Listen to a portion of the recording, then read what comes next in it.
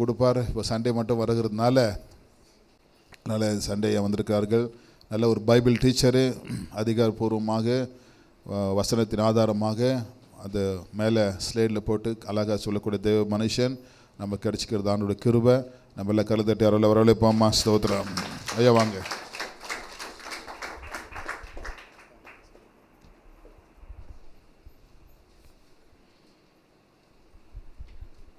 ஹல்லேலூயா. கர்த்தருடைய நாமத்திற்கு மகிமை உண்டாகட்டும். இந்த காலை வேளையிலே கூட பரிசுத்த ஆவியானவர் நமக்கு உதவி செய்வதற்காக கர்த்தருக்கு ஸ்தோத்திரம். ஆமென். நீண்ட நாட்களுக்கு பிற்பாடு இந்த நாட்களை கர்த்தர் நமக்கு கொடுத்தபடினாலே கர்த்தருக்கு ஸ்தோத்திரம். ஹல்லேலூயா. தொடர்ச்சியாக 2 வசனத்தை நாம் வாசித்து சில காரியங்களை கற்றுக்கொள்ள இருக்கிறோம். எரேமியா 6வது அதிகாரம் 16வது வசனத்தையும் 1 தெசலோனிக்கேயர் 5ஆம் அதிகாரம் 21வது வசனத்தையும் 2 வசனத்தையும் நான் மேற்கோள் காட்டி இந்த வகுப்பை நாம் ஸ்டார்ட் பண்ண இருக்கிறோம். எல்லாம் சேர்ந்து வாசிக்கலாங்களா? எரேமியா 6:16. வழிகளில் நின்று பூர்வ பாதைகள் எவை என்று கேட்டு விசாரித்து நல்ல வழி எங்கே என்று பார்த்து அதிலே நடவுங்கள். 2வதாக எல்லாவற்றையும் சோதித்து பார்த்து நலமானதை பிடித்து கொள்ளுங்கள். ஆமென். வேத வசனங்கள் எல்லாவற்றையும் சோதித்து பார்த்து நம்முடைய ஆவிக்குரிய வாழ்க்கை வளர்ச்சிக்காக எதெல்லாம் சரியாக இருக்கிறதோ அது எல்லாவற்றையும் நாம் பிடித்து கொள்ளும்படியாக இந்த நாட்களை என்ன பார்க்க போகிறோம்னா, மனிதனும் பாவமும் என்ற தலைப்பின் கீழாக இந்த நாட்களை நாம் கற்றுக்கொள்ள இருக்கிறோம். மனிதன் படைக்கப்பட்டதும் உண்மை, மனிதன் பாவத்திலே விழுந்ததும் உண்மை, அந்த பாவத்திலிருந்து எப்படி மனுஷன் விடுதலை ஆனான் என்பதும் உண்மையாக இருக்கிறது. எனவே அநேக இடங்களிலே மனிதன் இந்த அறிவியல் பூர்வமாக இந்த உலகத்தை என்ன சொல்கிறாங்கன்னு பார்த்தீங்க அப்படின்னா, மனிதன் எப்படி உண்டானான்னு சொல்கிறாங்க, குரங்கிலிருந்து உண்டானதாக இந்த உலக காரியத்தில் இந்த சயின்டிஃபிக்காக நிரூபிக்கிறாங்க. ஆனால் நிரூபிப்பதற்கு நிறைய முயற்சிகளை செய்கிறாங்க. ஆனாலும் வேதம் நேரடியாக என்னென்ன சொல்கிறது என்பதை பார்க்கிறோம். இதுக்கு முன்பதாக இந்த ஒரு பேராவை நம்ம கவனிக்க இருக்கிறோம். தேவனின் அதிசய படைப்புகளிலே முதன்மையானவன் மனிதன்தான். படைப்புகள் மகுடம் என்று அழைக்கப்படுபவன் அந்த மனிதனை பற்றியும் அவனை ஆட்கொண்ட பாவத்தை குறித்தும் நாம் இங்கே பார்க்க போகிறோம்.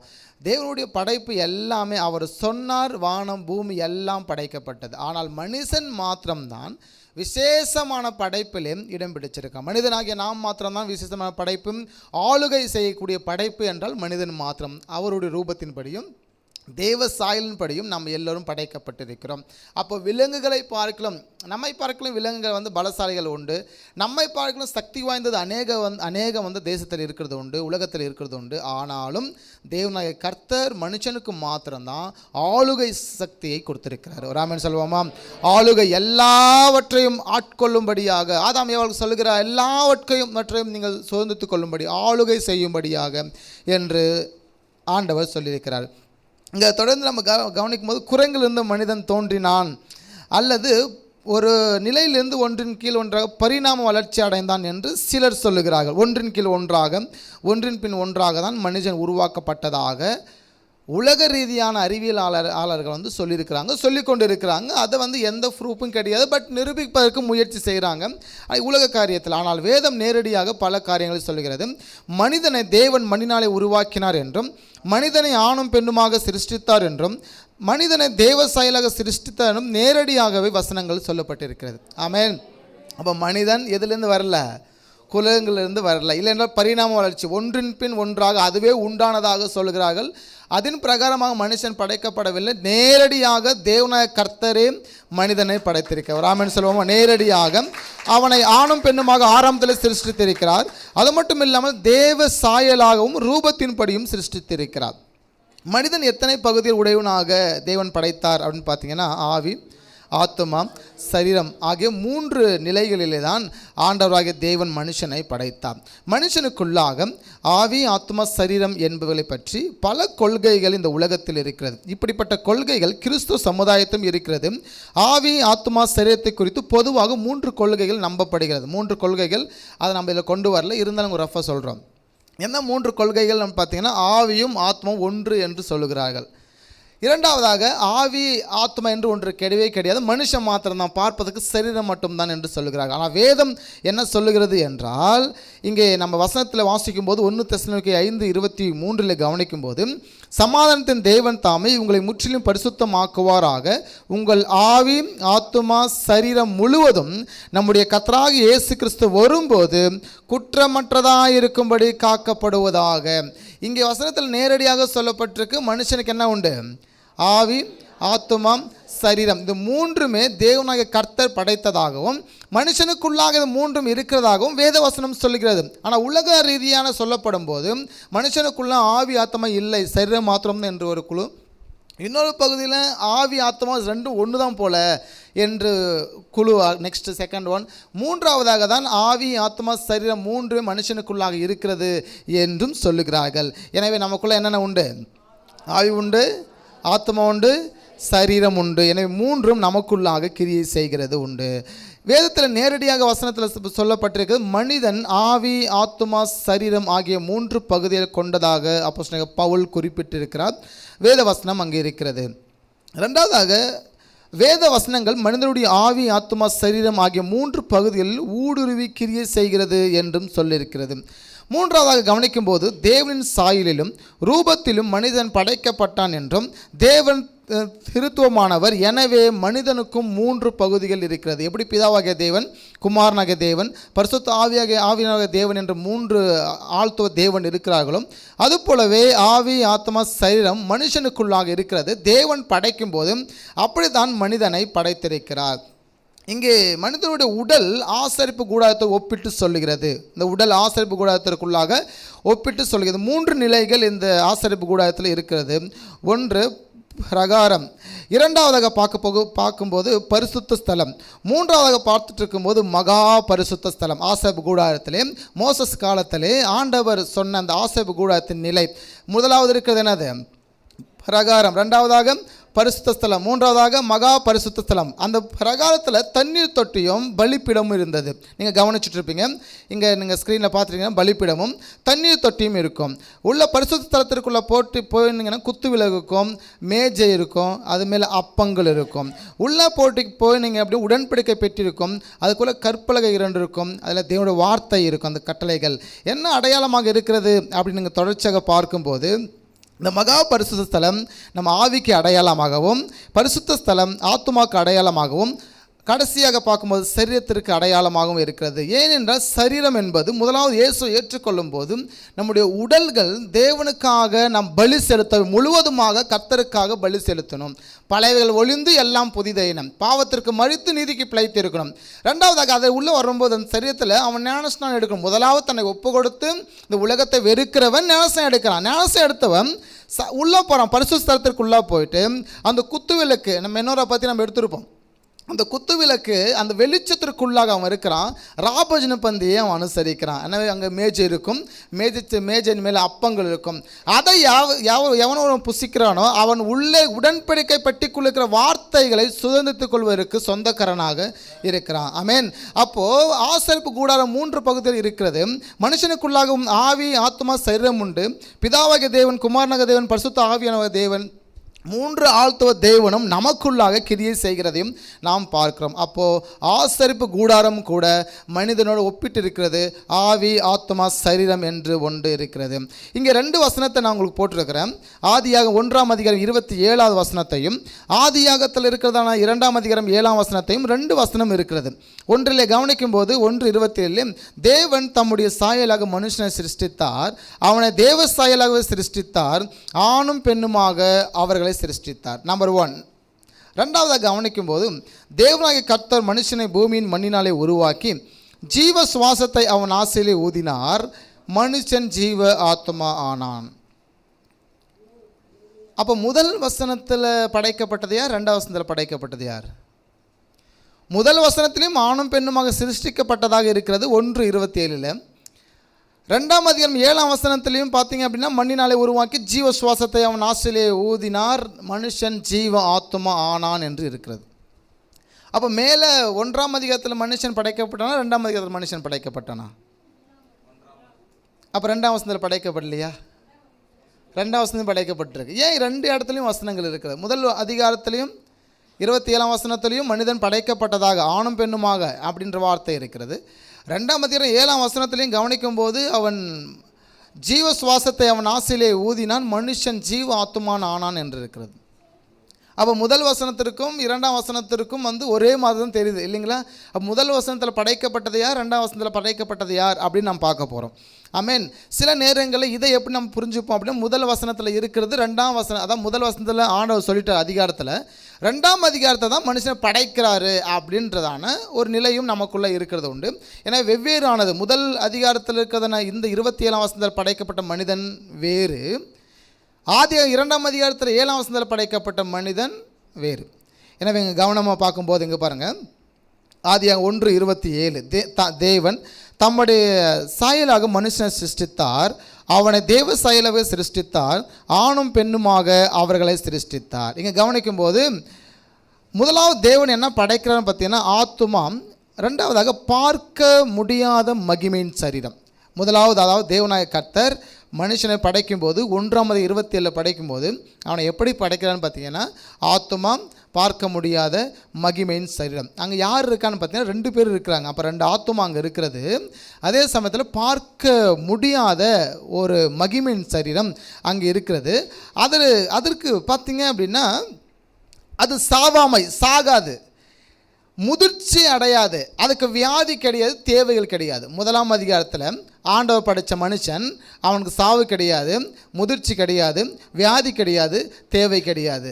இயேசு கிறிஸ்து ஏற்றுக்கொண்ட நாம் எல்லோரும், ரட்சிக்கப்பட்ட நாம் எல்லோரும் மரித்த பிற்பாடு, இல்லைன்ற தேவன் வரும்போது நம்ம எல்லாம் எடுத்துக்கொள்ளப்பட்ட பிற்பாடு நம்ம எப்படி எழுவோம்னு பார்த்தீங்கன்னா இந்த ஆத்மாவும் பார்க்க முடியாத மகிமையின் சரீரத்தோடு. ஹல்லேலூயா. ஏனென்றால் இதோடு யார் இருக்கிறார்களோ அவர்களுக்கு என்ன கிடையாது? சாவு கிடையாது, முதிர்ச்சி கிடையாது, வியாதி கிடையாது, தேவைகள் கிடையாது. நீங்கள் பரலோகத்துக்கு போகிறீங்க அப்படின்னா உங்களுக்கு சாவு கிடையாது, முதிர்ச்சி கிடையாது, வியாதி கிடையாது, தேவை கிடையாது. அப்போ 1ஆம் அதிகாரத்தில் ஆண்டவர் படைத்த அந்த மனிதன், அந்த ஆணும் பெண்ணும் என்ன இல்லைன்னா அவங்களுக்கு சாவு கிடையாது, முதிர்ச்சி இல்லை, வியாதிகள் இல்லை, தேவைகள் கிடையாது. அங்கே படைக்கப்பட்டது ஆத்துமா, பார்க்க முடியாத மகிமையின் சரீரம். அதை யார் படைக்கிறான்னு பார்த்தீங்கன்னா பிதாவாகிய தேவன். நம்முடைய ஆத்துமாவுக்கு யார் இன்சார்ஜ்னு பார்த்தீங்கன்னா பிதாவாகிய தேவன். நம்ம தொடர்ந்து இங்கே பார்க்கும்போது 2ஆவது அதிகாரத்தில் இருக்கிற 7ஆம் வசனத்தை கவனிக்கிறோம். முதல் அதிகாரத்தில் இருக்கிற 27ஆம் வசனத்தை நம்ம படிச்சிருக்கோம். அதில் என்ன ஆண்டவர் படைத்தார்? மகிமையின் சரீரம், ஆத்துமா. ஓகேங்களா? மகிமையின் சரீரம், ஆத்துமா படைக்கப்பட்டிருக்கு. அதுக்கு என்ன கிடையாதுன்னா சாவு கிடையாது, வியாதி கிடையாது, எந்த தேவைகள் கிடையாது, முதிர்ச்சியே கிடையாது. ஏனென்றால் நம் எல்லோரும் ரட்சிக்கப்பட்ட நம் எல்லோரும் மறுரூபம் ஆக்கப்படும் போது ஆண்டவர் நமக்கு கொடுக்கிறதா 4 விதமான கிஃப்ட்டு. சாவு கிடையாது, முதிர்ச்சி கிடையாது, தேவைகள் கிடையாது, அப்புறம் வியாதிகள் கிடையாது, எந்த ஒரு தேவையும் நமக்கு கிடையாது, எல்லாம் ஆயத்தப்படுத்தப்பட்டிருக்கு. அதான் பரலோகம் என்று நம்ம சொல்லுகிறோம். ஆனால் 2ஆம் அதிகாரம் 7ஆம் வசனத்தில் ஆண்டவர் படைக்கிறது என்னன்னு பார்த்தீங்கன்னா ஆவி, ஆத்துமா, மகிமையின் சரீரம், அதாவது பார்க்கக்கூடிய சரீரம், பார்க்கக்கூடாத சரீரம். இதை படைத்தது ஹேலோயும் தேவன். நீங்கள் கவனமாக பார்த்துட்டு இருப்பீங்க. இங்கே பாருங்கள், ஆவி, ஆத்துமா இருக்கிறது, பார்க்கக்கூடிய மகிமையின் சரீரம் இருக்கிறது, அதுக்கப்புறம் பார்க்கக்கூடாத மகிமையின் சரீரம் இருக்கிறது. அதாவது ஆவி, ஆத்துமா, சரீரத்தில் 2 வகை இருக்கிறது. ஒன்று உள்ளான சரீரம், அதாவது பார்க்கக்கூடாத மகிமையின் சரீரம், இன்னொன்று பார்க்கக்கூடிய மகிமையின் சரீரம். இதை யார் படைக்கின்ற? ஹேலோயும் தேவன். அதாவது 3 ஆழ்த்துவ தேவன் நம்முடைய ஆழ்த்துவத்தை, ஆவி, ஆத்துமா, சரீரத்தை படைக்கிறாங்க. அப்போ 2ஆம் அதிகாரம் 7ஆம் வசனத்தில் படைப்பு எப்படி இருக்குதுன்னு பார்த்தீங்கன்னா ஒரு ஆவி, 2 ஆவி அங்கே இருக்கிறது. ஏன்னா ஒரு பெண், ஒரு ஆண், 2 ஆத்துமா அங்கே இருக்கிறது. ஒரு பார்க்கக்கூடிய சரீரம் இருக்கிறது, 2 பார்க்கக்கூடாத மகிமின் சரீரம் அங்கே இருக்கிறது. எங்கே? ஆதியாகமம் 2ஆம் அதிகாரம் 7ஆவது வசனத்தில். அப்போ அவன் ஜீவ ஆத்துமா ஆனான். உயிர் லாஸ்ட்டாக தான் வருது. முதலாவது ஆத்துமாவை ஆண்டவர் படைக்கிறாரு, 2வது சரீரத்தை படைக்கிறாரு, 3ஆவதான் அவனுக்குள்ள நாசின் சுவாசத்தை ஊதும்போது அவன் ஜீவன், உயிர் வருகிறது. 3ஆவதாக தான் அந்த ஆவியை கர்த்தர் படைக்கிறார்.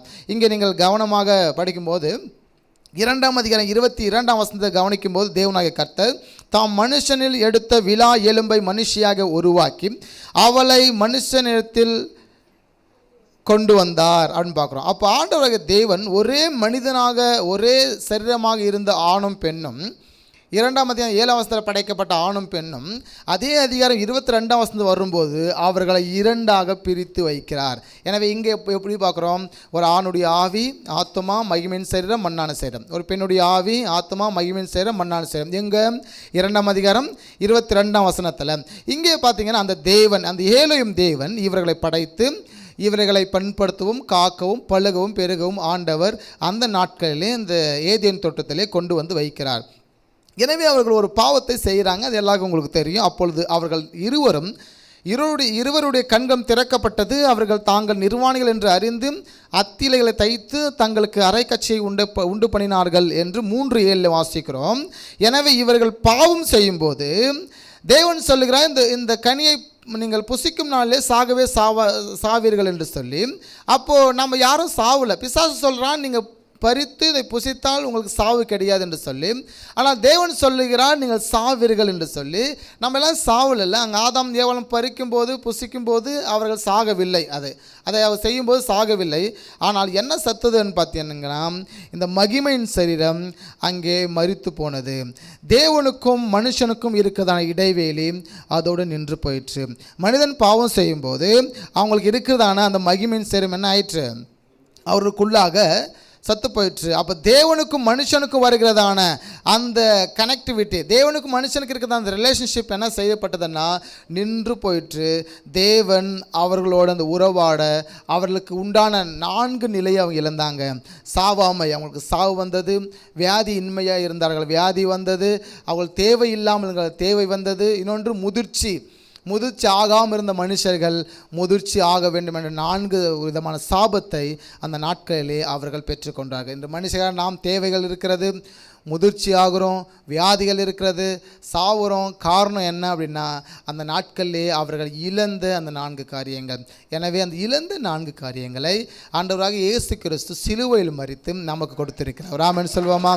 சிலுவை மரித்த தேவன் நம்ம எல்லோரும் அந்த ஆதாம் ஏவாள் இழந்து போன அந்த மகிமையின் சரீரத்தை மறுபடியுமாக நமக்கு கொடுத்திருக்கிறார். எனவே அந்த 3:7 நாம் அந்த விட்டு போன அந்த தேவனுக்கு நமக்கு இருக்கிற உறவு முறையை மறுபடியுமாக தேவன் நமக்கு கொடுக்கிறார். எனவே இங்கே மனிதன் படைக்கப்பட்டான். அப்போ ஆத்துமா முதலாவது படைக்கப்பட்டிருக்கிறது. ஆதியாகமம் 1:27 படைக்கப்பட்ட மனிதன். 2வது சரீரம் 2:7 படைக்கப்பட்டது. 3வதாக அது 2:7 ஆவி படைக்கப்பட்டது. இங்கு ஆத்துமா பிதாவாகிய தேவன் படைத்திருக்கிறார். ஆத்துமாவை பார்க்க முடியாது, உணர முடியாது, புரிந்து கொள்ள முடியும். கவனிங்க, ஆத்மாவை பார்க்க முடியாது, உணர முடியாது, புரிந்து கொள்ள முடியும். பிதாவாகிய தேவனை பார்க்க முடியாது, உணர முடியாது, புரிந்து கொள்ள முடியும். 2வதாக சரீரம் பார்க்க முடியும், உணர முடியும், புரிந்து கொள்ள முடியும்.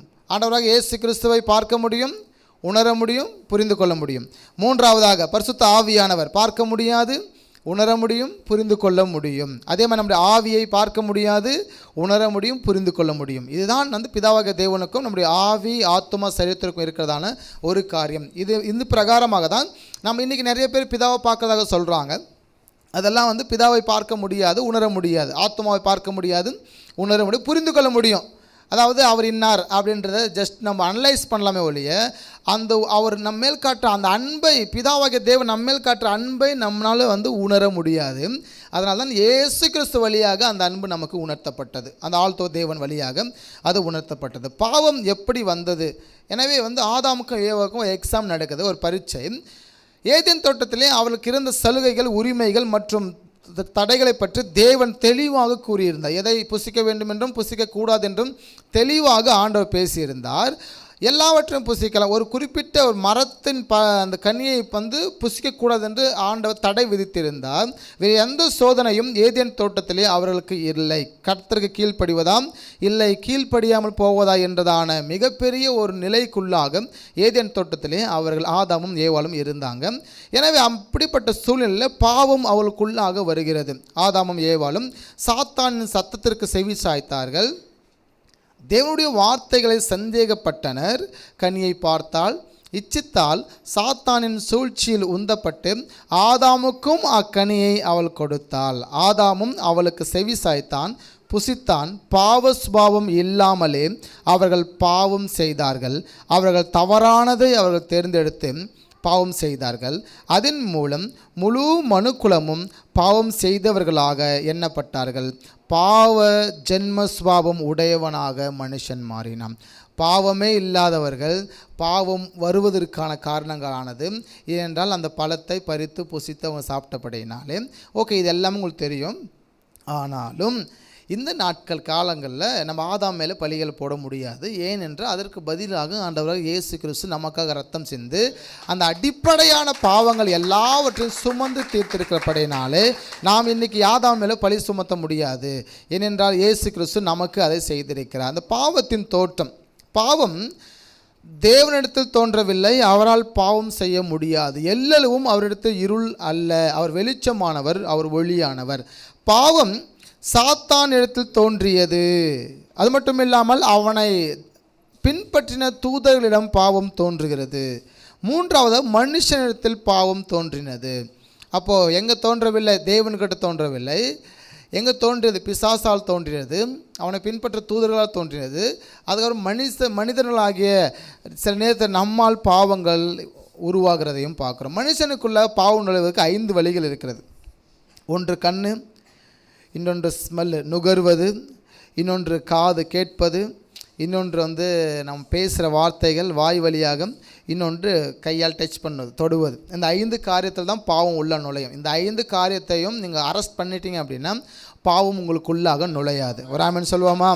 நம்ம கண்ணால் பார்க்கறது, நுகர்வது என்பது சிந்திப்பது, தேவையில்லாதவை சிந்திப்பது, தேவையில்லாத கேட்பது. சில நேரத்தில் நீங்கள் எதுவுமே பேச மாட்டீங்க, ரொம்ப நல்லவங்களாக இருப்பீங்க, பெஸ்ட்டாக இருப்பீங்க. ஆனால் தேவையில்லாத குப்பையெல்லாம் என்ன செய்வாங்க? உங்கள்கிட்ட சொல்லிகிட்டு இருப்பாங்க. சில நேரங்கள் தேவையில்லாத உங்களுக்குள்ளே வரும்போது கூட நாம் பரிசுத்தவானாக இருக்கிற நாம் கூட என்ன செய்கிறோம்? குப்பையாக மாறி விடுறோம். அப்போ தேவையில்லாத கூட நம்ம காதில் என்ன செய்யக்கூடாது? கேட்கக்கூடாது. அப்புறம் பேசுகிறது. எனவே நம்ம யாரும் கெட்ட வார்த்தை பேசுறது கிடையாது. ஒருவரை பற்றி இன்னொருவிடம் பேசினா கூட ஒரு கெட்ட வார்த்தை தான். நான் பேசுங்க, புரியுதுங்களா? கிறிஸ்துவாகிய நாம் எல்லோரும் யாரை பற்றியும் யாரிடமும் தவறாக பேசக்கூடாது. கண்ணால் பார்த்ததும் கூட தெரியல.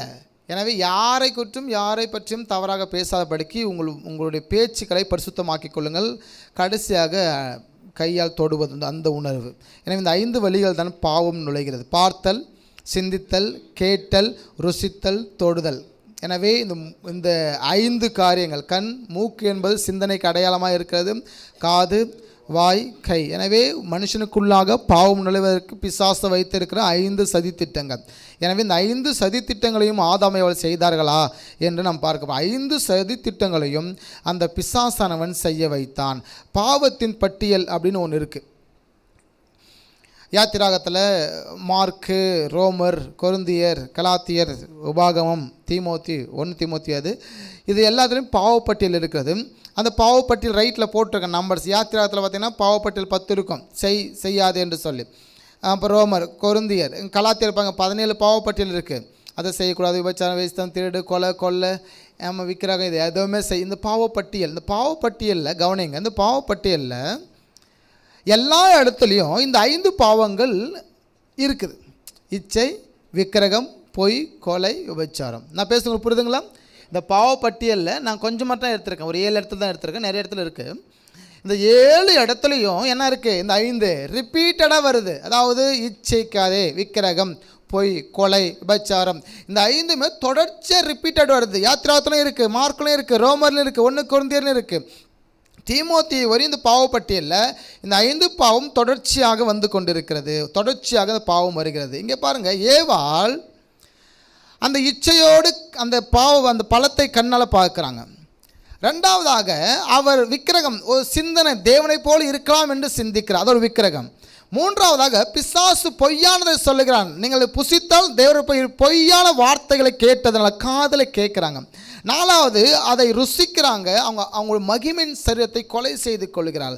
கடைசியாக அதை தொட்டு அதை பறிக்கிறாள், அது விபச்சாரத்துக்கு அடையாளமாக.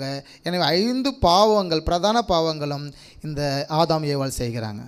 அதனால தான் அந்த 5லையும் நீங்கள் உள்ளே விடாமல், 5 நிலைகளிலும் உங்களை உள்ளே விடாமல் பாவத்தின் வாசல் பிசாசு உங்களுக்குள்ளே நுழைவதற்கு 5 வழி வச்சுருக்கான். அந்த 5லையும் அரெஸ்ட் பண்ணிட்டீங்கன்னா சைத்தான் உங்களுக்குள்ளே என்ன செய்ய மாட்டான், வரமாட்டான். அப்போ இந்த ஆதாம் ஏவாளும் இந்த 5ஐயும் செய்தார்கள். இச்சித்தாங்க, விக்கிரகம், பொய், கொலை, விபச்சாரம், இந்த 5 காரியங்களும் ஒரு தொடர்ச்சியாக செய்தார்கள். பாவம் நுழைந்தது. அதனால தான் பாவப்பட்டியல் எங்கே நீங்கள் எடுத்தாலும் இந்த 5 காரியங்களும் இந்த பாவப்பட்டியலுக்குள்ளே இருக்கும். இந்த 5 காரியம் பிரதானமாக அந்த பாவப்பட்டியலுக்குள்ளாக இருக்கிறதையும் நாம் பார்க்கும். பாவம் 2 வகைப்படும். ஒன்று சுதந்தரித்து கொண்ட பாவம், இன்னொன்று சுமத்தப்பட்ட பாவம். கவனிங்க, சுதந்தரித்து கொண்ட பாவம், சுமத்தப்பட்ட பாவம், 2 வகைப்படும் பாவங்கள். ஒன்று சுதந்தரித்து கொண்ட பாவம். நாம் எல்லோரும் பாவத்தில் பிறக்கிறோம். சுதந்தரித்து கொண்ட பாவம் என்பது பாவ சுபாவம் ஆகும். அது நம்முடைய எல்லா பகுதிகளையும் பாதித்து விட்டது. அதுதான் உண்மையான பாவமாக இருக்குது. ஆதாமின் பாவமே நாம் ஒவ்வொருவரும் பெற்றிருக்கிற கெட்ட சுபாவத்திற்கு காரணமாக இருக்கிறோம். அப்போ சுதந்திரித்து கொண்ட பாவம் என்றால், கவனிங்க, சுதந்திரித்து கொண்ட பாவம் என்றால் ஆதாமிலிருந்து சேத்துக்கு எப்படி அப்பா சொத்து பிள்ளைக்கு சொந்தமோ அதுபோல் அப்பாவுடைய பாவமும் பிள்ளைக்கு சொந்தம். ஆதாமின் சொத்து, ஆதாமின் பாவம் சேத்துக்கு சொந்தம். சேத்தின் பாவம் நோவாவுக்கு சொந்தம். நோவாவின் பாவம் எங்கள் அப்பாவுக்கு சொந்தம். எங்கள் அப்பாவுடைய பாவம் எனக்கு சொந்தம். எனவே என்னுடைய பாவம் என் மகனுக்கு சொந்தம். இதுதான் சுதந்திரித்து கொண்ட பாவம். ஆதாமிலிருந்து ஒவ்வொரு மனிதனுக்கும் இப்படி பரவியது. நீங்களும் இருப்பீங்க அப்படின்னா ஆதாம், சேத், நோவா, உங்கள் அப்பா, நீங்கள், உங்களுடைய பிள்ளைகள். பாவங்கள் இப்படி ஒன்றின் கீழ் ஒன்றாக நீங்கள் பாவம் செய்யாமலே நீங்கள் சுதந்திரித்து கொண்டீர்கள். எப்படி சொத்துக்கள் அப்பா சேர்த்துச்சு முழுவதும் நீங்கள் பொறுப்பெடுத்துக்கிறீங்களோ அதுபோல தான் பாவமும் உங்களுடைய முன்னோர்கள் செய்தது எல்லாவற்றையும் நீங்கள் பொறுப்பெடுத்து கொள்ள வேண்டும். எனவே ஒவ்வொரு மனுஷன் மேலும் ஜென்ம பாவம் இருக்கிறது, பரம்பரை பாவங்கள் இருக்கிறது. எனவே ஆதாமிலிருந்தது பாவப்பட்டியல். இது சுதந்திரித்து கொண்ட பாவம். ரெண்டாவதாக சுமத்தப்பட்ட பாவம். எப்படி என்று பார்த்தீங்கன்னா, ஆதாமிலிருந்து நேரடியாக சேத் என்றதான நபருக்கு, ஆதாமிலிருந்து நேரடியாக நோவாவுக்கு, ஆதாமிலிருந்து நேரடியாக என் அப்பாவுக்கு, ஆதாமிலிருந்து நேரடியாக எனக்கு, அப்புறம் என் மகனுக்கு. இப்போது நம்ம முன்ன பார்த்தோம் ஒன்றின் கீழ் ஒன்றாக பாவங்கள். அது சுதந்திரித்து கொண்ட பாவம், நீங்கள் கேட்காமே கிடைக்கும். இது சுமத்தப்பட்ட பாவம். அதாவது நீங்கள் பாவம் செய்யாவிட்டாலும் ஆதாமிலிருந்து நேரடியாக உங்கள் பாவங்கள் வருகிறது. அதனால தான் வேதம் சொல்லுகிறது, ஆதாமின் மீறுதலுக்கு ஒப்பாக இயேசு கிறிஸ்து பிறந்ததுனால, இயேசு கிறிஸ்து அடிக்கப்பட்டதுனால அந்த பாவம், அந்த மீறுதலுக்கு ஒப்பாக நம்ம எல்லோரும் ஒரே கீழ்ப்படுதல் ஆவியை பெற்றுக்கொண்டபடினாலே இயேசு என்றதான அந்த இரத்தத்துக்கு சுதந்திர பலிகளாக இருக்கிறோம். ஹல்லேலூயா. அப்போ இது சுமத்தப்பட்ட பாவம். நம்மை அறியாமலே ஆதாமின் பாவத்தின் பங்காளிகளாக மாறிவிட்டோம். சுமத்தப்பட்ட பாவம் மனித குலத்தின் மேல் சரீர மரணத்தை கொண்டு வந்தது. நம்முடைய பாவ சுபாவம் சரீர மரணத்தை கொண்டு வரவில்லை, அது ஆவிக்குரிய மரணத்தை கொண்டு வந்தது. ஆதாம் அவள் பாவம் செய்யும் போது அவங்க சரீரம் சாகவில்லை, ஆவிக்குரிய மரணம், தேவனுக்கும் மனுஷனுக்கும் இருக்கிற அந்த இடைவெளியான மரணம் ஏற்பட்டது. அப்போ அந்த உறவு முறை அதோடு நின்று போயிற்று. அப்போ சுமத்தப்பட்ட பாவம், சுதந்திரித்து கொண்ட பாவம். சுமத்தப்பட்ட பாவம் என்பது ஆதாமிலிருந்து நேரடியாக நமக்கு வருகிறது. சுதந்திரித்து கொண்ட பாவம் என்பது ஒன்றின் கீழ் ஒன்றாக பரம்பரையாக வருகிறது. ஒருவேளை இந்த பாவத்தை நீங்கள் அரெஸ்ட் பண்ணிட்டீங்கன்னா உங்கள் பிள்ளைகளுக்கு எப்படி இருக்கும்? எஸ், ஹல்லேலூயா. எனவே ஒருவேளை நீங்கள் அந்த பாவத்தை அரெஸ்ட் பண்ணிட்டீங்க, என்னோட அந்த பாவங்கள் கழுவப்பட்டதுன்னா உங்கள் பிள்ளைகள், பிறக்கிற பிள்ளைகள் பரிசுத்தமாக இருக்கும். வேதம் சொல்கிறது அதை தேவ சந்ததி என்று சொல்லுகிறார். ஹல்லேலூயா. ஏன் திருமணம் கிறிஸ்துவத்திலே பெண்ணுக்கு சொல்லி பெண்ணை தர சொல்கிறாங்க? அவர்களுக்கு பிறக்கிற பிள்ளை தெய்வ சந்ததியாக இருக்கும் என்பதற்காக தான்.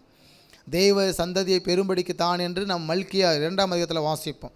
அப்போது நம்மோட அந்த பாவத்தை ஸ்டாப் பண்ணிட்டோம் அப்படின்னா அதுக்கு பிற்பாடு ஏன் நம்ம அதுக்கப்புறம் சுதந்திரத்தை கொள்ள முடியாதான்னு நீங்கள் கேட்கலாம். இயேசு என்ற தெய்வத்துடைய அந்த ரத்தம் மனுக்குலத்தின் எல்லா பாவத்தையும் கழுவி சுத்திகரிக்கும். ஹல்லேலூயா. நீங்கள் ரட்சிக்கப்பட்டீங்க அப்படின்னா ஆதாமின் பாவங்கள், அதிலிருந்து நம்ம முன்னோர்கள் செய்த பாவங்கள் நம் தலைமையில் இருக்கும். எல்லா பாவங்களையும் கர்த்தர் இயேசு ரத்தத்தினாலே சுத்திகரிப்பார். ஹல்லேலூயா. அப்போ சுத்திகரிப்பை நீங்கள் பெற்றுக்கொள்வீர்கள். எனவே ஒவ்வொருடைய தனிப்பட்ட பாவம் தேவனுடைய பரிசுத்த தன்மைக்கு எதிராக நாம் செய்யும் செயல் அல்லது எண்ணம், சிந்தனை அல்லது செய்ய தவறுவது, இது தனிப்பட்ட பாவம் நம்மால் பார்க்க முடியும். கிறிஸ்தவனுடைய வாழ்வில் பாவம், கிறிஸ்தவனுக்கு பாவ சுபாவமும் புதிய சுபாவமும் உண்டு. பழைய சுபாவம் இன்னும் அழிக்கப்படவில்லை. ஆகையினால் நாம் தொடர்ந்து பாவம் செய்கிறோம். இப்போது ஆதாமும் ஏவாளும் பாவம் செய்தாங்க, அதனால் இயேசு கிறிஸ்து பலியாகி நம்மளுக்கு எல்லாம் மீட்பை கொடுத்தாச்சு. இப்போ சுமத்தப்பட்ட பாவமும் நம்மக்கிட்ட கிடையாது, சுதந்திரத்து கொண்ட பாவமும் நம்மக்கிட்ட கிடையாது. இப்போ நம்மக்கிட்ட பாவம் இருக்குன்னா அது எங்கேருந்து வந்த பாவம்?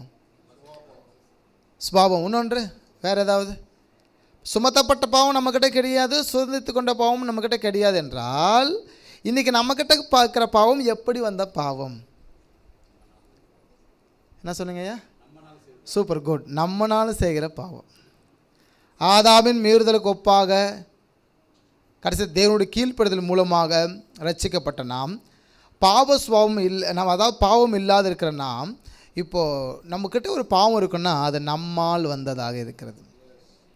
ஒருத்தன் விறகு வெட்டிக்கிட்டு இருந்தான், கிறிஸ்தவன் விறகு வெட்டிக்கிட்டு இருந்தான். வெட்டிக்கிட்டு இருக்கும்போது ஆதாமின் மீறுதலுக்கு ஒப்பாக ஆதாம் பாவம் செஞ்சான். இல்லை, நாங்கள் வேர்வை சிந்த வேண்டிய அவசியம் இல்லை, விறகு வெட்ட வேண்டிய அவசியம் இல்லை, கஷ்டப்பட வேண்டிய அவசியம் இல்லை என்று அவர் புலம்பிட்டு என்ன செய்கிறாரு, விறகு வெட்டுறார். அந்த வழியாக ஒரு பாஸ்டர் ஒரு பெட்டியை தூக்கிட்டு வர்றார். பாஸ்டர் வரும்போது கேட்குறாரு, என்னப்பா விறகு வெட்டிட்டு இருக்கிற? என்னங்க பாஸ்டர் பண்ணுறது? ஆதாமும் செய்த பாவம் பாருங்கள், நாங்கள்லாம் கஷ்டப்படுறோம். சரி, ஓகே, நீ என்ன பண்ணுற, சரி இந்த பெட்டியை கொஞ்சம் பார்த்துக்கோ, நான் போயிட்டு அங்கே தண்ணி போயிட்டுருக்கு குளத்தில், அங்கே போய் கை காலெல்லாம் கழுவிட்டு வந்துடுறேன்னு சொல்ல, இவன் ஓகே பாஸ்டர் நீங்கள் போயிட்டு வாங்கன்னு சொல்கிறார். பாஸ்டர் போகும்போது அந்த பாஸ்டர் ஒரு வார்த்தை சொல்லிட்டு போகிறாரு, எப்பா நான் போகிறேன், பெட்டியை திறந்துக்கிருந்து பார்த்துறாத, நான் போகிறேன், பெட்டியை திறந்து பார்த்துறாத, பத்திரமா பார்த்துக்கோ, பெட்டியை திறந்து பார்த்துறாத. பாஸ்டர் போயிட்டார். இவனுக்கு எப்படி இருக்குது அப்படின்னா, இப்போது பெட்டியை திறந்து பார்க்கணும், என்ன இருக்கும் உள்ளே, என்ன இருக்கும், என்ன இருக்கும். அப்போது இவன் என்ன பண்ணுறான், பெட்டியை திறக்கிறான், போயிட்டு உள்ளே இருக்கிற எலி ஓடி போச்சு. முகமெல்லாம் வேக்குது அவனுக்கு, எலி ஓடி போச்சு, பெட்டி ஓப்பன் இருக்குது. பாஸ்டர் போய் கிளம்பி வந்துட்டுருக்காரு ஃப்ரெஷ் ஆகிட்டு, முகமெல்லாம் வேக்குது. வந்தோடனே பாஸ்டர் கேட்குறேன், என்னப்பா முகமெல்லாம் வேத்துருக்கு? இல்லை பாஸ்டர், அந்த பெட்டிக்குள்ளே இருக்கிற எலி ஓடி போச்சு அப்படின்னாரா.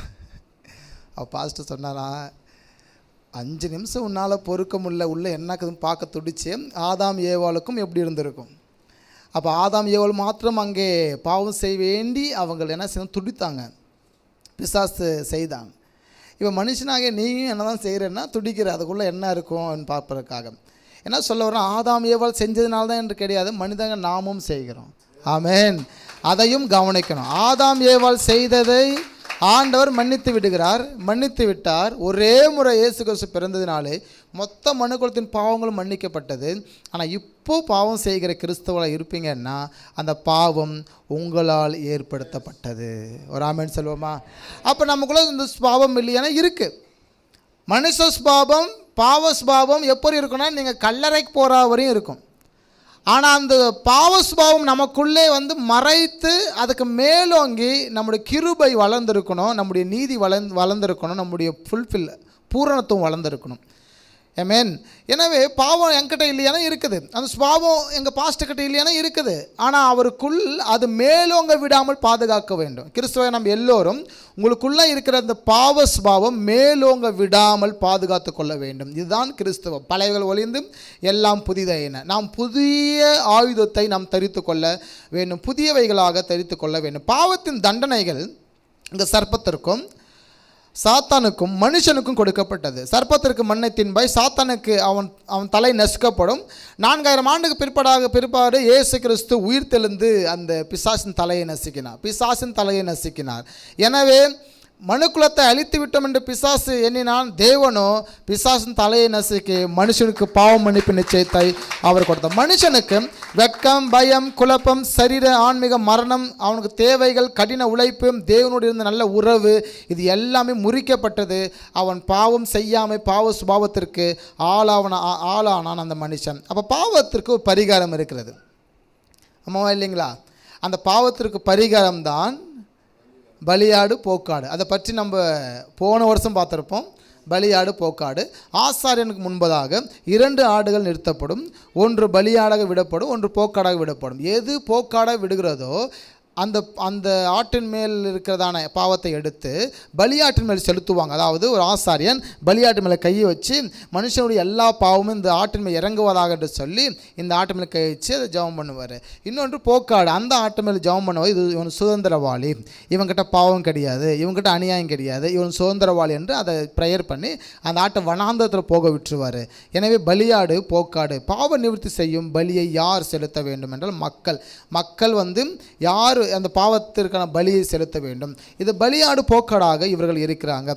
என்னென்ன செலுத்த வேண்டும் அப்படின்னா 2 வெள்ளாட்டு கடாக்களை அவர்கள் செலுத்த வேண்டும். ஆசாரியன் செய்ய வேண்டியது என்னன்னு பார்த்தீங்கன்னா, எந்த ஆடு பலி செலுத்தப்பட வேண்டும் என்றும் எந்த ஆடு போக்கடாக விடப்பட வேண்டும் என்றும் சீட்டு போட்டு பார்க்க வேண்டும்.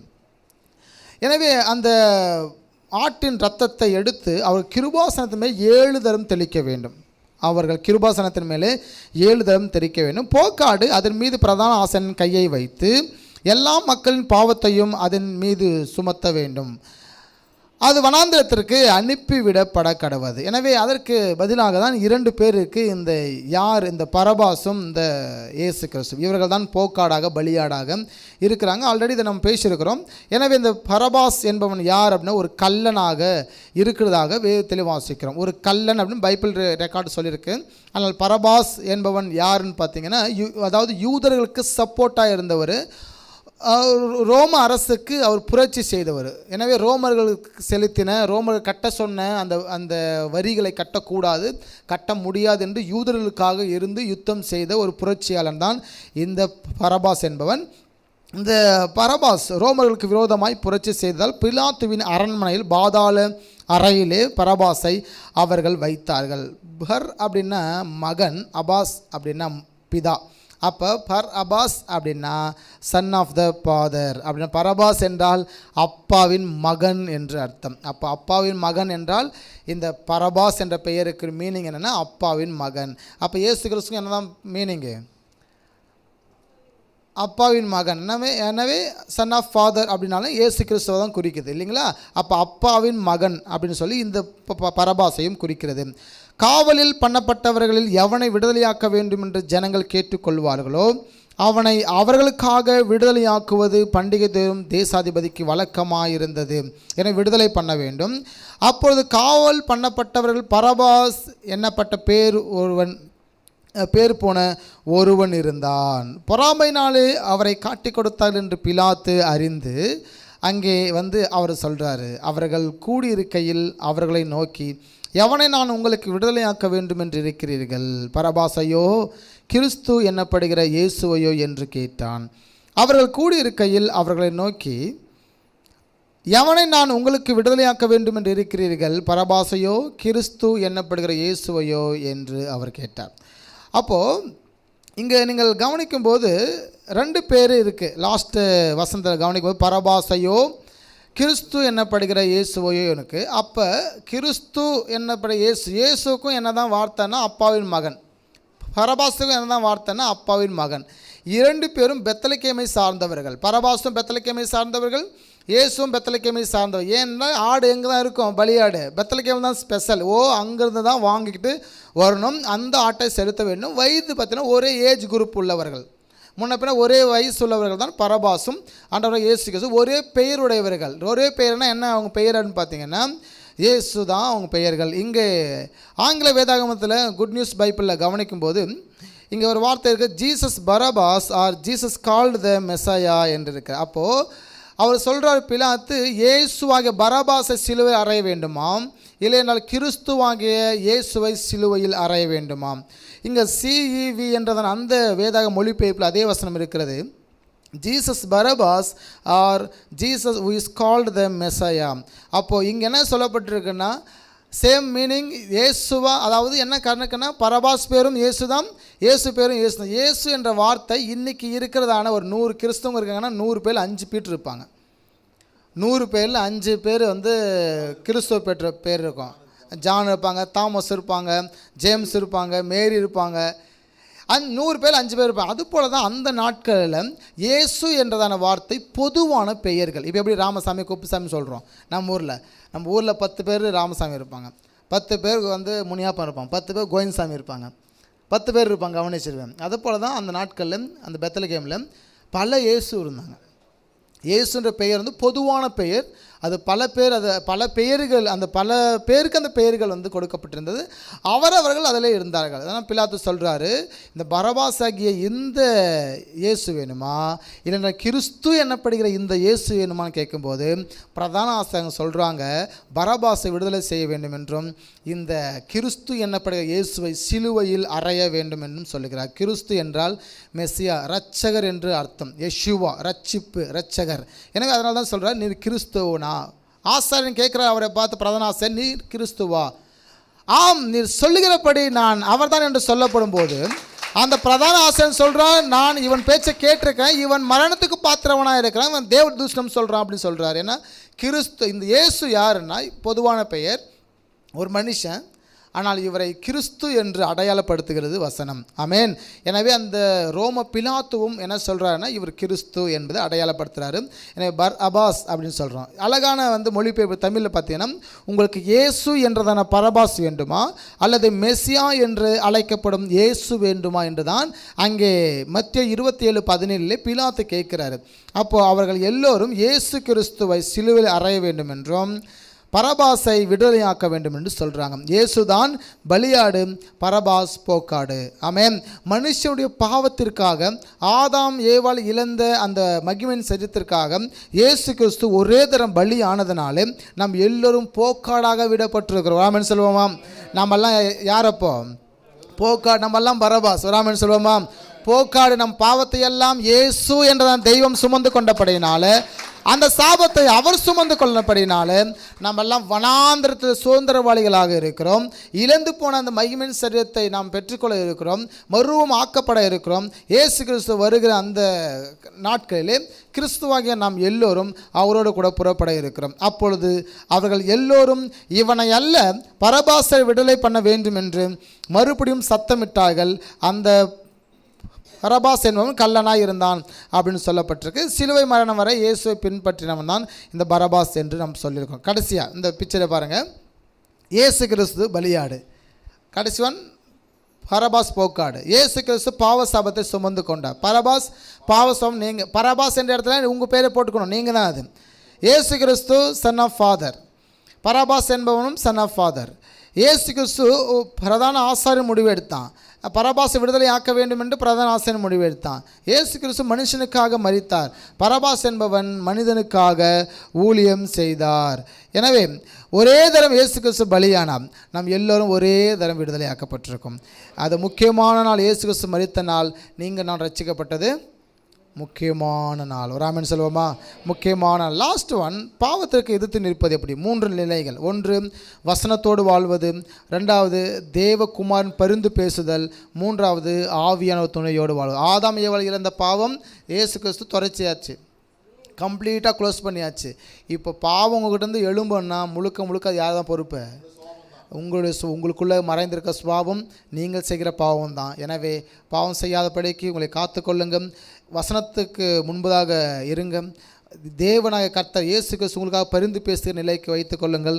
ஆவியான துணையோடு நீங்கள் வாழ்க்கையில் வாழ்ந்தால் பிசாசுக்கு எதிர்த்து நிற்கலாம். அல்லேலூயா. பிசாசுக்கு எதிர்த்து நில்லுங்க. மனுஷன் உருவானது உண்மை, பாவம் வந்தது உண்மை,